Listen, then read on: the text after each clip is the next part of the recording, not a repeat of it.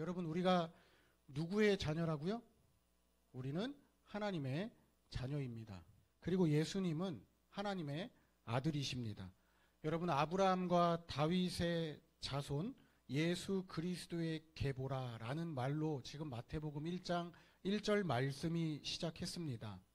이 계보라고 하는 말은 우리가 지난주에 창세기 말씀을 잠깐 나눌 때 나왔던 내력과 같은 뜻의 단어입니다. 한 400년 정도 되는 침묵의 시간을 깨고 시작되는 신약 성경이 각 권마다 시작을 달리합니다. 마태복음은 예수님의 족보로 예수님에 관한 이야기를 시작하는가 하면 마가복음은 하나님의 아들 예수 그리스도의 복음의 시작이라는 말로 예수님의 가르침을 전합니다. 그리고 누가복음은 데오빌로라고 하는 한 사람에게 이미 그가 알고 있는 예수님에 관한 이야기를 다시 한번 가르치는 것으로 시작합니다. 그런가 하면 요한복음은 예수님에 대해서 예수님이 누구신지, 왜 오셨는지, 어떻게 오셨는지, 그리고 우리에게 생명을 왜 주시는지를 사람들이 알게 하려는데 목적을 두고 태초에 말씀이 계시니라 라는 말로 말씀이 시작됩니다. 이처럼 각 권, 4권의 복음서는 서로 다른 방법으로 예수님에 대해서 설명을 하고 있지만 사실 이 4권의 책은 모두 하나님의 아들 예수님에 대해서 이야기하려고 기록되어 있습니다. 아까도 말했듯이 계보라고 하는 말은 다른 말로 번역하면 족보라는 뜻입니다. 예수님의 족보는 단순히 예수님의 가족에 대한 정보를 제공하는데 목적을 두고 있질 않죠. 예수님의 족보는 한 2가지 정도 특징과 한 가지 특이점이 있습니다. 2가지 특징과 하나의 특이점은 새로운 출발을 알려줍니다. 우리가 오늘 그 말씀에 대해서 이야기를 나눠보려고 합니다. 첫 번째로 예수님의 족보의 특징은 아브라함의 자손인 것을 강조하고 있습니다. 예수님이 아브라함의 자손인 것을 강조합니다. 창세기 12장 1절에서 3절 말씀을 보면 하나님이 아브라함을 부르실 때 하나님이 아브라함에게 약속하신 것이 무엇인지를 기록해 두고 있습니다. 이때 하나님은 아브라함에게 땅을 약속하셨고 아브라함이 큰 민족을 이루게 될 것이라고 약속하셨습니다. 그러면서 강조하신 것 중 하나가 너는 복이 될지라 라는 말씀이고, 너는 복이 된다는 이 말씀은 결국 출애굽기 19장 6절 말씀이 말씀하고 있는 것처럼 너희가 내게 대하여 제사장 나라가 되며 거룩한 백성이 되리라 라는 말씀입니다. 그래서 모세에게 이스라엘 백성들에게 너는 이 말을 전하라고 말씀하신 거죠. 오늘 말씀도 보면 아브라함 한 사람으로 시작된 하나님의 약속이 이스라엘을 통해 이루어지고 이스라엘로 인해 모든 민족이 하나님을 알고 하나님께 돌아오는 것이야말로 하나님이 이 세계를 창조하실 때 바라시고 원하셨던 일이라는 것을 간접적으로 말씀하고 있습니다. 여러분, 하나님은 하나님이 창조하신 에덴이 회복되는 것을 누구보다 간절히 원하셨습니다. 그래야 그곳에서 다시 하나님과 하나님이 창조하신 피조물들이 제한 없이 교제할 수 있을 거거든요. 그러므로 성경은 하나님을 아는 것이 가장 큰 복이라고 말씀합니다. 그래야 우리가 하나님과 온전히 교제할 수 있습니다. 이런 의미에서 하나님의 자녀는 하나님과의 친밀한 교제를 할 수 있습니다.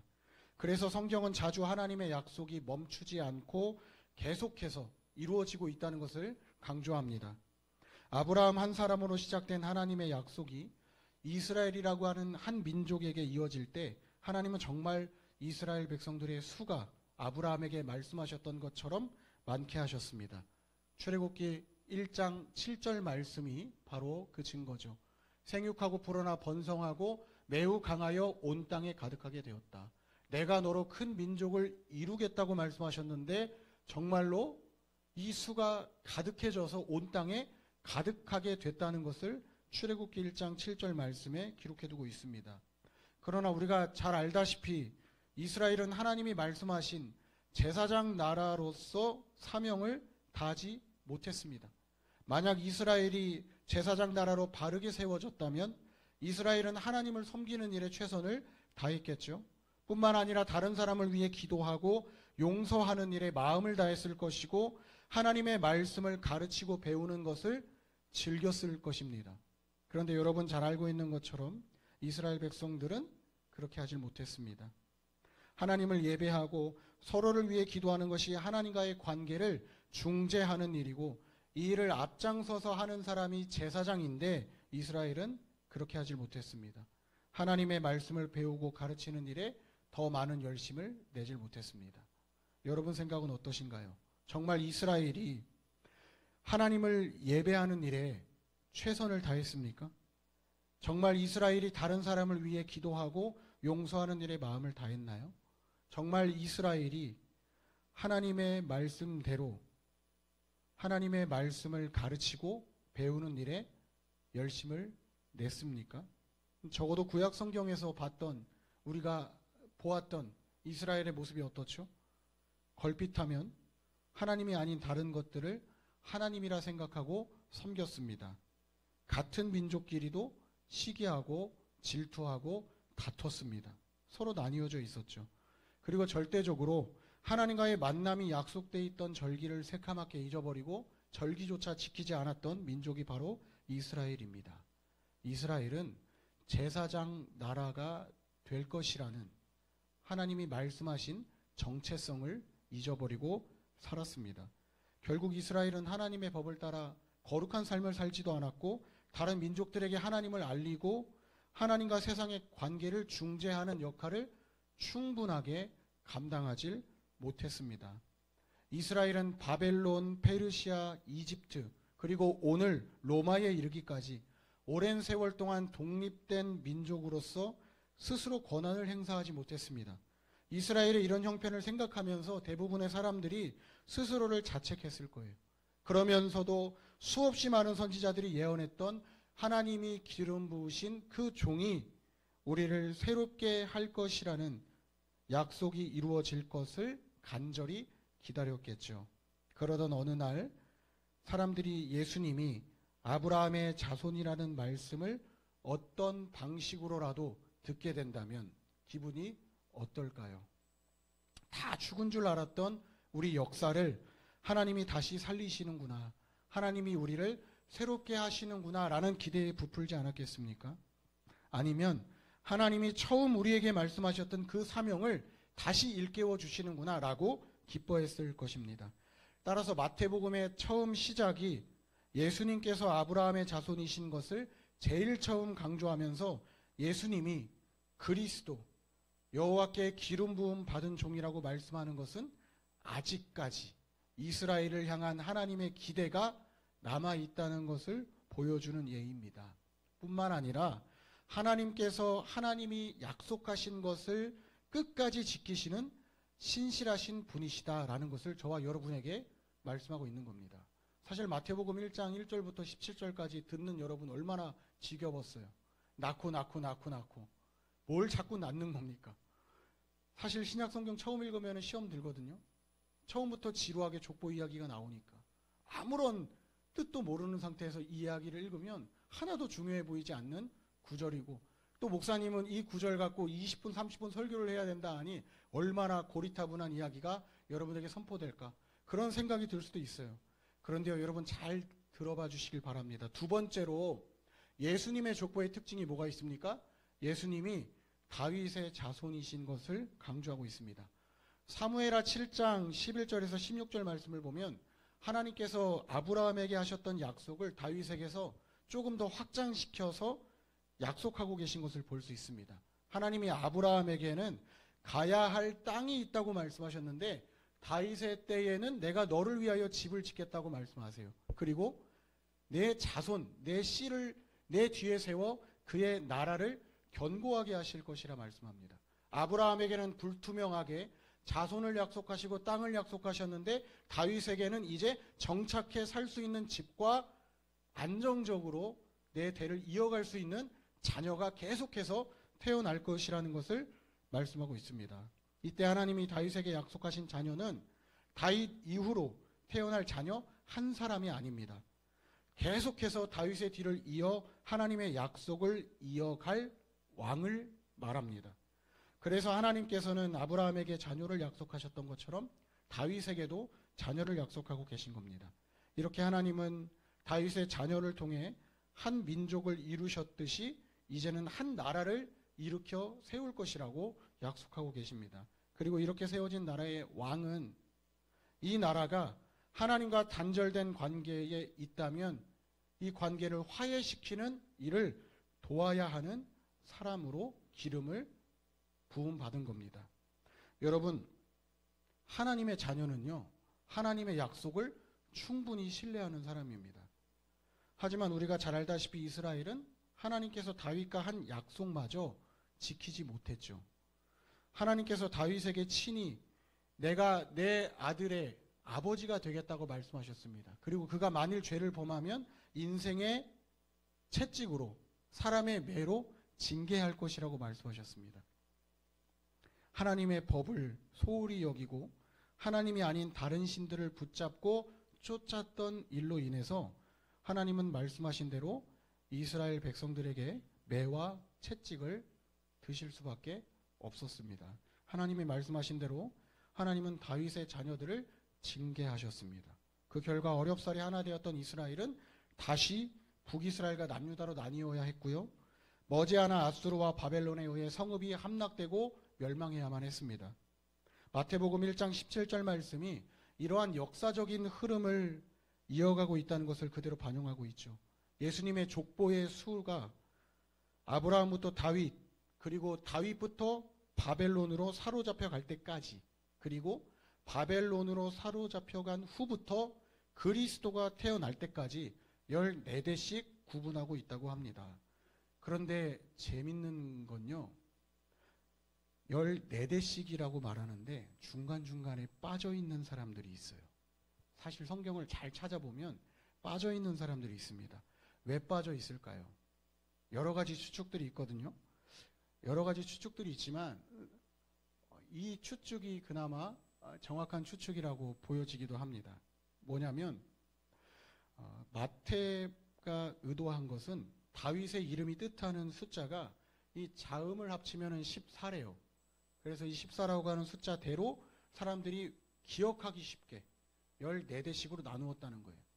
이 14라고 하는 숫자에 무언가 의미가 있는 것이 아니라 다윗이라고 하는 이름을 기억시키기 위해서 의도적으로 14대씩 기록을 해두었다는 거예요. 그러니까 중간에 이름 빠진 사람들이 뭐 믿음이 없거나 천국 못 가는 사람들이거나 그런 게 아니라는 겁니다. 의도를 갖고 다윗의 후손인 것을 강조하기 위해서 예수님의 족보가 14대씩 나누어져서 기록되었다라는 겁니다. 여러분, 세 번째로 이제 예수님의 족보의 특이점 하나 있죠? 예수님의 족보의 특이점. 아브라함과 다윗의 자손이 아닌 5명의 여자들이 기록되어 있습니다. 그런데 별로 평판이 좋지 않은 사람들이에요. 남성 중심의 사상이 많았던 이 당시에 여자들이 족보 이름에 기록되어 있다는 것은 굉장히 파격적인 일이었습니다. 그런데 평판이 좋지 않은 여자들이 기록되어 있었어요. 5명의 여자들이 누구냐면 1장 3절에 기록된 다말, 그리고 1장 5절에 기록된 라합, 그리고 이어서 등장하고 있는 룻, 그리고 우리아의 아내 바세바라고도 이름을 안 부릅니다. 그리고 예수님의 어머니 마리아. 왜 이 여자들의 평판이 좋지 않을까요? 여러분, 성경을 처음부터 쭉 읽어보면 다말이라고 하는 분은 시아버지와의 부적절한 관계를 통해서 자녀를 낳았습니다. 그리고 1장 5절에 기록된 라합은 이스라엘 백성이 가나안 땅을 정복하기 위해 정탐꾼들을 보냈을 때 남자를 좋아하고 술을 좋아하던 여자였습니다. 그런 직업을 갖고 있었던 사람입니다. 그리고 룻은 신명기 23장 3절에 말씀하고 있듯이 여호와의 총에 이 모임에 들어오지도 못할 모압 사람입니다. 이 역시 아버지와 딸의 부적절한 관계로 태어난 자녀였습니다. 모압이라고 하는 사람이. 그래서 이스라엘 백성들은 모압 사람이라고 하면 가까이 하지 않고 혐오했습니다. 그리고 마태복음이 누구라고 이름을 밝히고 있지 않는 우리아의 아내 다윗과의 부적절한 관계를 통해 자녀를 낳을 뻔했죠. 그러고 나서 솔로몬이 태어나지 않았습니까? 마리아도 마찬가지입니다. 아직 남자와 결혼조차 하지 않았는데 자녀를 잉태했습니다. 하나같이 평판이 좋지 않은 여자들이 예수님의 족보에 기록되어 있습니다. 여러분, 왜 하나님께서 예수님의 족보에 평판이 별로 좋지도 않은 여자들의 이름을 기록해두고 있을지 한번 생각해 보면 좋겠습니다. 하나님의 자녀는요, 이렇다 할 특징이 없어요. 누구라도 하나님의 자녀가 될 수 있습니다. 마태가 왜 이 사람들의 이름을 예수님의 족보랍시고 떡하니 기록해 놓았냐면, 아무리 사회적으로 이해할 수 없는 일을 이 사람들이 했다 하더라도 부적절한 관계의 원인이 여자들에게 있지 않았다는 거예요. 나아가 처음부터 하나님은 남자와 여자, 노인과 어린아이를 가리지 않고 누구라도 하나님을 알고 하나님의 법을 따른다면 넌 내 거야 라고 생각하셨다는 거죠. 정말 그렇습니다. 제가 이제부터 이 5명의 여자분들의 변호사가 되겠습니다. 여러분, 다말은 남편이 먼저 죽었습니다. 자녀를 낳지 못하고 죽었습니다. 그런데 유대인들은 자녀를 낳는 것을 굉장히 중요하게 생각했습니다. 그래서 시아버지에게 찾아갔어요. 자녀를 낳아야 되겠습니다. 당신의 자녀들 중 한 사람을 내게 혼인시켜 주셔서 자녀를 낳게 해주십시오. 알겠다 했습니다. 그런데 결혼시켜 주지 않는 거예요. 벼랑 끝까지 다말을 내몰았습니다. 다말을 속였습니다. 그래서 다말이 선택한 방법은 유다를 속이고 유다에게서 자녀를 이어야 되겠다라고 생각한 겁니다. 라합은 어떻죠? 그녀가 아무리 수많은 남자들과 술을 좋아하고 쾌락을 즐겼다 하더라도 가나안 땅을 정탐하러 온 사람들을 향해서 내가 너희가 믿는 하나님을 안다. 하늘과 땅을 다스리시는 두려우신 분이다. 라는 것을 고백하고 정탐하러 온 이 5명의 사람들을 숨겨줬습니다. 그리고 룻은 남편을 먼저 떠나보냈지만 고향으로 떠나지 않았고 어머니의 하나님이 내 하나님이고 어머니의 백성이 내 백성입니다 라고 고백하면서 어머니의 부탁에 순종해서 얼굴도 모르고 이름도 몰랐던 보아스라고 하는 사람에게서 나옴이라고 하는 한 여자의 자녀, 후손들을 있습니다. 밧세바는 어떻죠? 사실 밧세바 때문에 성경이 기록해두고 있는 게 아니에요. 우리아를 생각해 보면 좋겠어요. 다윗과의 부적절한 관계를 통해 자녀가 태어날 지경에 이르렀을 때 다윗이라고 하는 사람이 사람들을 속이고 심지어 우리아를 속이려고 했습니다. 그래서 우리아에게 집으로 돌아가서 편안한 잠자리에 이르러라 라고 했지만 우리아는 돌아가지 않았습니다. 전쟁 중에 내가 어떻게 돌아가냐고, 나는 왕의 곁에 있어야 되겠다고, 내가 있어야 할 곳은 전쟁터라고 얘기하고 돌아가지 않았습니다. 그래서 다윗이 우리아를 죽였습니다. 편지를 보내서 제일 앞에 앞장서서 죽게 하라 했습니다. 이것이 다윗이 평생 지울 수 없는 죄죠. 주홍글씨처럼 남아있는 그의 잘못입니다. 우리아의 이런 태도를 보시고 하나님이 저는 밧세바라고 하는 이름을 밝히고 있지 않지만 우리아의 아내라고 하는 이름을 기록해 두셨다고 생각합니다. 그리고 마리아는 어떻습니까? 그의 뜻과 상관없이 하나님의 아들이 성령으로 잉태돼서 태어나야 했기 때문에 과부가, 아직 결혼하지 않은 여자가 자녀를 가졌다 그래서 사회적으로 좋지 않은 평판을 듣는다 할지라도 하나님인 나는 전혀 그런 걸 개의치 않을 것이라는 뜻으로 하나님은 마리아의 이름까지도 기록해 두고 계신 거죠. 여러분, 하나님은 이 사람들에게 잘못이 없고 또 비난받을 이유가 없다는 것을 아셨습니다. 그리고 하나님은 세상 사람들이 흠잡고 비난할 만한 덕목을 갖춘 사람들이라 할지라도 나를 믿으면 구원받을 자격이 충분하다라고 말씀하시는 거죠. 그래서 예수 그리스도의 족보가 하나님의 아들이신 예수 그리스도께서 이 땅에 오셨다는 사실을 저와 여러분에게 알려주고 있다는 것이 너무 깊은 뜻이 있는 거죠. 여러분, 이제 하나님은 우리가 제사장 나라의 백성이라 말씀하시거든요. 예수님이 이 땅에 오셨기 때문에 이스라엘이 이어가지 못한 그 사명을 저와 여러분이 이어가야 한다고 말씀하고 있습니다. 여러분, 이러한 정체성을 갖고 하나님이 우리에게 맡기신 일들에 최선을 다하고 있습니까? 여러분 계신 그 자리에서 마음을 다해 하나님을 예배하고 있나요?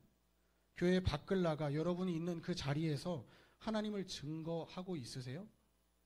예수 믿지 않은 사람과 크게 다르지 않은 삶을 살면서 여러분의 생각과 가치관을 고집하고 있지는 않습니까?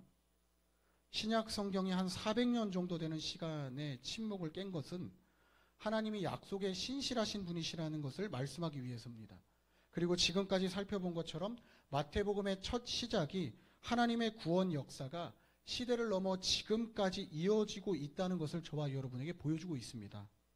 이제 하나님께서 아브라함과 다윗을 통해 이루시려고 했던 그 약속, 하나님이 주인 되시고 하나님이 왕이 되시는 나라가 하나님의 아들 예수 그리스도로 인해 굳건하게 세워질 것입니다.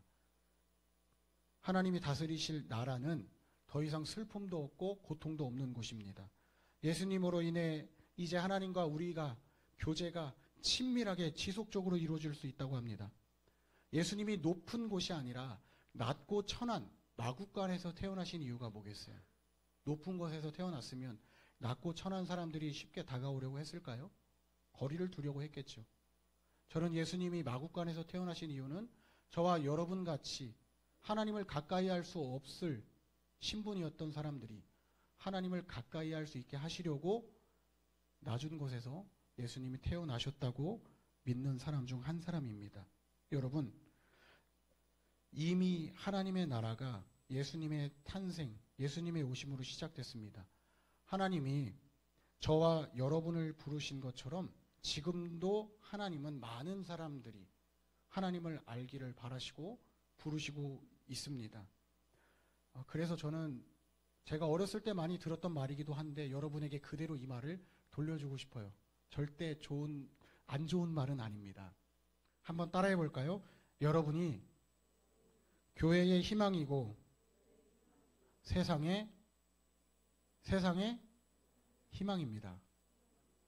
하나님이 이루신 제사장 나라의 사명, 저와 여러분을 통해 함께 세워갈 수 있길 바랍니다. 하나님의 백성으로서 우리가 어떻게 살아야 할지 여기 정리해 두었습니다.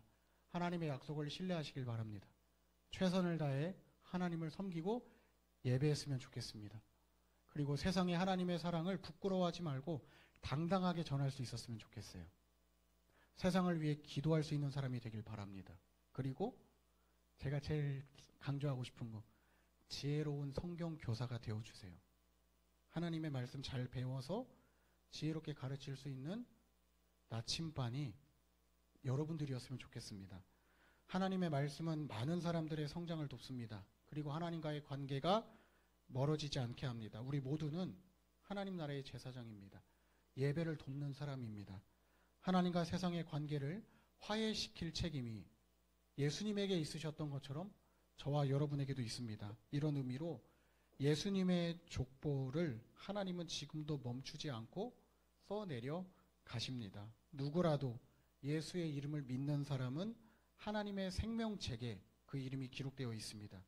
수없이 많은 사람들의 이름이 이제까지 하나님의 생명책에 기록되어 왔고 지금도 기록되고 있습니다.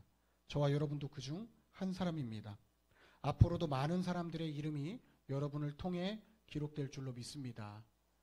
이렇게 다짐하고 말씀 마무리할게요. 한 번 더 따라 읽겠습니다. 우리는 하나님의 약속을 이어받은 복음의 통로다.